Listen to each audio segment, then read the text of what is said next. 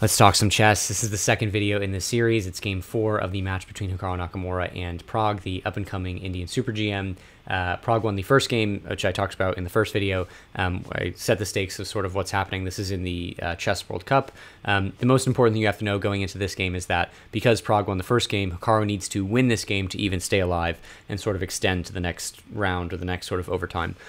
If it's a draw or if Hikaru loses, he's out of the tournament, which would be a massive upset, and maybe it's been spoiled by the title of this video, but let's, pretend we don't know. If Hikaru loses, it's a massive upset. He's the second strongest player in the field by FIDE ranking.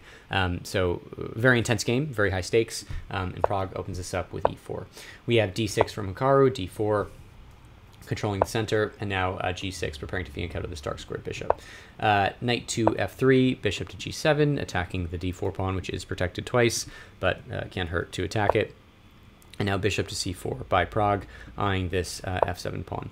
Knight to c6, adding another attacker to d4, and now h3, preventing this bishop to g4 move by Hikaru. So, if you could put the knight on, another move might be knight to c3, but then bishop to g4 is better because now there's really only one functional defender of this d4 pawn, and that's the queen, because if the knight moves away, then bishop takes queen. So now this knight would be in danger of falling to the knight and the bishop. That's sort of the idea. Obviously, Pragg would find a way to avoid that, but h3 is stopping the bishop from coming to this very nice g4 square, and that will be important later in the game as well. So knight to f6 by by Hikaru developing another piece, and now queen to e2 by Pragg, lining up the queen with the enemy king, and just getting the queen off of the back rank. e5 pushing in the center, d captures on e5, d captures on e5, and both sides castle kingside. And now we have a critical moment for both players. Rook to d1 is played by Pragg. The rook is protected by the queen, and it's attacking the other queen, and here Hikaru has to figure out how to deal with this. The engine wants you to play queen to e7, which gets the queen off the back rank, and then after a move like a4, bishop to e6, developing the bishop and attacking the bishop on c4.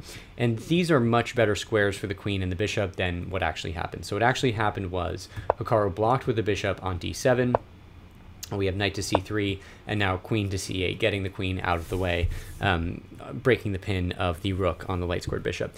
But now these pieces are less effective. The bishop is sort of stuck here on d7. The queen is not really in the game, and these squares, although they don't look very hotly contested now, are about to become sort of the center, the fulcrum of Pragg's attack. So would be better if the pieces were not there, but of course, Hikaru has to play very aggressively, and maybe he's even thinking about sacking on h3 with the bishop and then the queen because he needs to win with the black pieces. So can't really blame him for making these moves. Bishop to g5 by Pragg, maybe hoping to trade off some pieces. He's very happy with the draw, and now rook to e8 by Hikaru.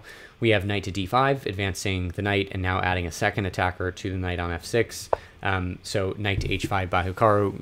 He basically needs to save the knight, needs to get more pieces against the enemy king, but as we saw in the last game, Hikaru ended up with a knight on h4, the white knight on h4, and now he has his knight is on h5, and we'll see why, but that's not going to be it's going to be a problem for him as the game continues on. The knight on this h file sort of stuck, and no spoilers, but ideas of g4 attacking this knight, which doesn't have many squares to go to, but no spoilers, so I don't want to ruin anything.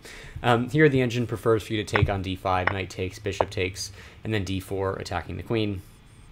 And now knight takes, pawn takes, and then maybe queen to f3.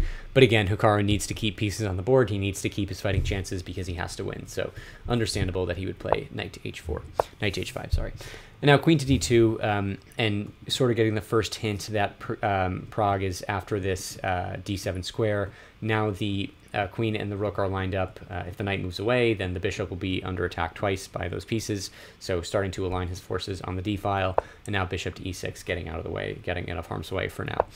Bishop to b5, so I like how both bishops here are protecting the knight, and then they both move over to attack the other knight. Kind of a funny little switch. And now f6 by Hikaru. This is not, this move doesn't work, but again, he needs to play aggressive. He needs to hope for something here. He talks about that in the game, and Pragg just says, okay, I'll play bishop to h6 and essentially force a trade of the dark squared bishops. The queen, of course, is protecting the bishop here. King to h8 by Hikaru. He doesn't want to trade, but Prague trades anyway. So bishop takes, king takes, and now queen to c3 by Hikaru. Now eyeing this knight on c6, which is sneakily pinned by the bishop. If the knight moves away, bishop takes the rook, and Prague will be up the exchange. So bishop to d7, sort of now that there's no, maybe now that there's no queen on the d file, dealing with this pin, so now the knight can move away, but this will be a problem, as we will see. Here, Prague lifts the rook to d2, preparing for rook a to d1, doubling up on the d file, and now we have just h6 by Hikaru, kicking away this bishop, but the bishop can only be kicked so far to a4, and now b5, at least getting the bishop off of this diagonal. So now bishop to b4. But one of the issues here is that you've moved the b-pawn away, so there's the only defender of the knight now is this bishop on d7, and we're about to see a lot of attacking forces on these squares, and essentially Hikaru's not going to be able to defend everything at once. And don't forget that he has this knight here on h5 that is very awkward, and a lot of threats. We'll see. A lot of threats after this knight, but we'll see that in a moment. Here Hikaru plays rook to a7, sensing the pressure developing on the 7th rank, trying to get a defender around there, but now just rook a to d1, and now the rooks are doubled up, and they're eyeing this bishop once the knight moves, and if they take the bishop, it comes with check, and things are going to start to get ugly. So we have knight to b8, retreating, and the idea here is that the knight is under attack from the queen, and the bishop is the only thing defending the knight, and the bishop doesn't look like it'll be on d7 for long because the two rooks are lined up here, so Hikaru retreats the knight, at the same time protects the bishop on d7, so adds a defender to the bishop, so a reasonable move. But now queen to c5, advancing the queen, and attacking this rook here on a7, which is undefended, so Hikaru must defend it with queen to b7. That's really the only way to defend the rook, but now you've abandoned the defense of the bishop, so now the knight is the only thing defending the bishop. Here there is rook to b7, getting the rook out of harm's way, but the line still works for, we'll come back to this line. It still works for Prague. It's not a perfect defense. So queen to b7, and now finally the move that we kind of hinted at earlier, g4. Now that Prague has all of his pieces wonderfully set up and ready to attack, he sort of springs everything into motion with g4, and this knight does not have many squares to move to. It can move to g3, but then it would be taken by the pawn, and if it moves to f4, we'll sort of see what happens there. Yeah, we'll go back to that line later. I want to do the main line, then I want to do the other lines. I think that makes the most sense in terms of the storytelling of this game. So here Hikaru plays c6, attacking this knight, forcing this knight to move away from d5. Also now opening up two defenders of the bishop, the queen and the rook. So now the bishop is defended 3 times, but this doesn't work because of this wonderful knight to b6 move by Prague. Just nestling the knight in on b6, it's protected by the queen, so the queen can't take back. Now the knight is attacking this bishop, so now the bishop is defended thrice, but it's also attacked thrice, and there's just a ton of pressure on this d7 square. All of the pieces are concentrating on d7, and now Hikaru goes for the idea of trying to save his knight, plays knight to f4. Now that there's no longer a knight on d5 to protect this square, but now Prague just does the math and says, okay, I'm going to take on d7. So knight takes on d7, a5 here, because, well, we'll sort of see what happens, a5, and then knight just takes on b8.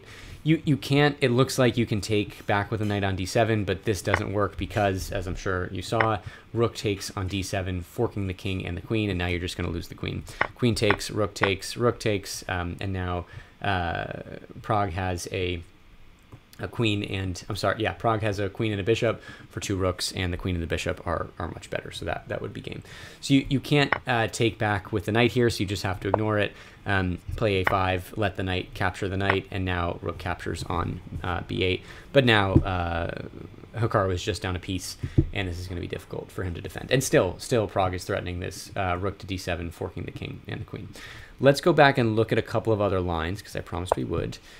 So here we said after the white queen attacks the rook on a7, you can play maybe rook to b7. This doesn't work because you get knight to e7, which is a wonderful move. The knight is protected by the queen although it's attacked by the rook, but it's protected by the queen, and it's of course threatening Hikaru's queen here.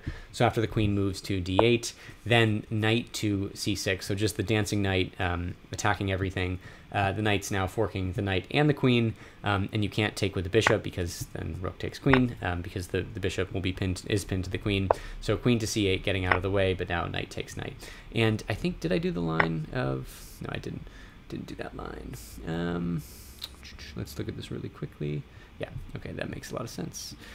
So if you just take with the knight, then you get rook takes on d7, and you're forking, again, the king and the queen. So queen takes, rook takes, and after the king moves, the queen can pick up the knight. And, oh, king does not have any squares to move to. After the king moves, the queen can pick up the knight, and there might even be a better move in there, but you sort of get the idea. So that doesn't work to bring the rook to b7. The other line I wanted to show is, what if Hikaru here, instead of playing c6, tries to save his knight to f4? Let's see what happens there. Knight to f4, then Prague captures on f4 with the knight, but now you've opened up discovery from the two rooks on d7. So here, if you want to be careful of this bishop because there are two rooks attacking it, and that would come with check. So the bishop retreats to c8, but now just the wonderful rook lift to d8. Awesome move. Just again, stapling the rook on this 8th rank, and yeah, not much you can do. You offer a queen trade, queen to d5, bishop attacks the queen, but now knight takes on e6. And, you know, if you just take the rook, then rook takes, I think, looks reasonable, and then you're threatening checkmate, queen on f8, and this just doesn't look very good. It's a crushing attack. We're not going to go through like every single line, but you sort of get the idea, and you see why. Here you have to deal with the threat of mate. I don't even know how you deal with it. Maybe, I don't know, maybe c7, but then Prague can save his knight, and then he'll just be up material. So you sort of get the idea. If Prague takes this knight, he has a threat. Hikaru has to deal with the threat, but in doing so, can't capture back the knight, which means he's down material. So hopefully that all makes sense. Okay, so anyways, we get to this point where most everything is traded off, and now, I just ruined it. Dang. Okay, pretend you didn't see that. Now see if you can find the winning move here for Prague. He already is up a piece, but there's a way to just completely end the game, make sure there's no counterplay, and put it away for good. So take a second and find that move. Okay, hopefully you didn't just see it. Hopefully you were looking away. The move is queen takes on a7. Looks like you're sacrificing a queen, and you are, but the problem is after queen takes queen, you have the move that we've been talking about all along, rook to d7 with check, and you're forking the king and the queen, and this is game over. Queen takes, rook takes, king moves away, and now Prague is just up a bishop, and that will be the game. Certainly a bishop is enough to win an endgame for such a strong player. So they play it out. Here Prague plays g5, f captures on g5, knight takes on e5, g4, pawn takes, king to g5, and now f3. And Hikaru talked about how this was sort of the move when he knew he had no chance left, because if he makes another move here, then, you know, maybe the king and the knight can do some damage on the king side and maybe work with these passed pawns, but after this very solid f3 move, it was over. Hikaru played on. Obviously, it's a very high-stakes tournament, so you don't want to just resign willy-nilly. h5, pawn takes, knight to d4, offering a trade. Hikaru declines and plays a5, bishop now to f7, h4, hoping to get this pawn to promote. It's of course not going to work because king to h2 basically blocks the progress of the pawn. Knight to e2, bishop to e6, guarding the h3 square. b4, rook to f7, knight to d4, attacking the bishop. So first a nice in-between move, f4, protected by the rook so the king can't take back. King moves to h6, and now bishop to f5. And in this position, Hikaru Nakamura resigned the game. He's down a bishop, and yeah, this bishop is awesome. It's controlling all these squares. It's protected by the pawn. If you want to trade with the knight, then you just create, you know, these are already passed pawns, but you create another passed pawn, and you're still down a knight and a pawn at this point. So so that's it. So yeah, a crazy, crazy upset. I'll repeat it again. Hikaru was the second highest ranked player coming into this tournament. He was an amazing sport about it, making the videos and congratulating Prague. And obviously Hikaru is an awesome chess figure because he's so good at chess, but he's also just such a good very high character. So that was great to see. Magnus came over and congratulated Prague. Anand was very excited to see. So congrats to Prague, of course, as well for having such a big win. We'll see how he continues in this Chess World Cup. But thanks for watching. Hope you enjoyed it. Drop a like, drop subscribe. Let me know of other games you'd like me to review, and we'll see you next time.